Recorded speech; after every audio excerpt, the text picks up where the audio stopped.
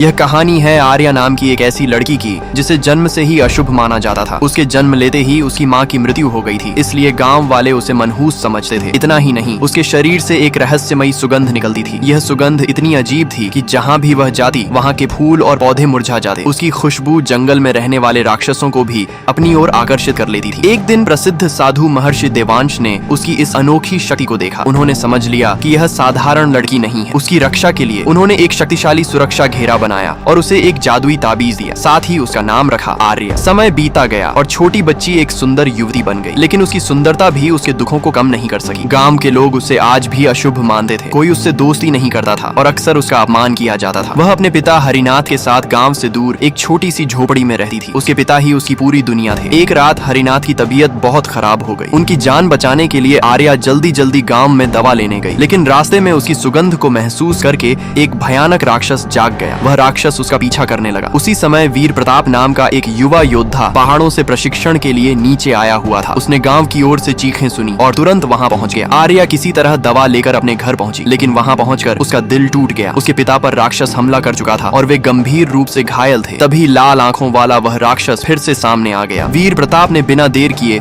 उससे लड़ाई शुरू कर दी, लेकिन प्रशिक्षण काल में होने के कारण वह अपनी जादुई शक्तियों का इस्तेमाल नहीं कर सकता था। लड़ाई के दौरान राक्षस ने उसे पकड़ लिया और उसकी तलवार दूर जा गिरी। आर्या ने यह देखा तो उसने पूरी ताकत लगाकर तलवार उठाई और राक्षस के पैर में घोंप दी। दर्द से राक्षस चीख उठा और वीर प्रताप को छोड़ दिया। इसके बाद दोनों ने मिलकर कि वह सूर्यगढ़ पर्वत पर जाकर महर्षि देवांश को खोजे। यही उनकी अंतिम इच्छा थी। इतना कहने के बाद उन्होंने हमेशा के लिए आंखें बंद कर लीं। पिता की मृत्यु के बाद आर्या पूरी तरह अकेली हो गई, लेकिन उसकी परेशानियां यहीं खत्म नहीं हुई। कुछ गांव वाले मशालें लेकर उसके घर पहुंच गए। वे उसे सारी मुसीबतों का कारण मानते थे और उसके घर को आग लगा दी। देखते ही देखते पूरी झोपड़ी आग की लपटों में गिर गई। वीर प्रताप उसे बचाने की कोशिश कर रहा था, तभी उसकी साथी मीरा वहां पहुंची। उसने अपनी शक्ति से आग बुझा दी और आर्या की जान बच गई। गांव वाले ये चमत्कार देखकर डर गए और वहां से भाग निकले। अपने पिता का अंतिम संस्कार करने के बाद आर्या नदी के किनारे बैठकर रोने लगी। उसके पास अब कोई नहीं था। तभी वीर प्रताप उसके पास आया और पूछा कि वह आगे क्या करेगी। उसने बताया कि वह अपने पिता की अंतिम इच्छा पूरी करने के लिए सूर्यगढ़ जाएगी। कुछ दिनों तक वीर प्रताप उसके साथ रहा। उसने उसका टूटा हुआ घर ठीक करवाया, उसकी मदद की और उसे अकेलापन महसूस नहीं होने दिया। इसी दौरान आर्या का 16वां जन्मदिन आया। यह उसके जीवन का पहला जन्मदिन था जिसे उसने किसी अपने के साथ मनाया। वीर प्रताप ने अपने हाथों से एक सुंदर तलवार बनाकर उसे उपहार में दी। धीरे धीरे आर्या के मन में उसके लिए विशेष भावनाएं जन्म लेने लगी। उसे लगता था कि आखिरकार उसे कोई ऐसा इंसान मिला है जो उसे समझता है और उसकी परवाह करता है। लेकिन खुशियों के वे पल ज्यादा समय तक नहीं टिक सके। जब वीर प्रताप का प्रशिक्षण पूरा हुआ तो उसे वापस जाना पड़ा। जाने से पहले वह चुपचाप वहां से चला गया। जब आर्या को उसके जाने का पता चला तो उसकी आंखों से आंसू बहने लगे। वह आसमान की ओर देखते हुए बस एक ही सवाल पूछती रही।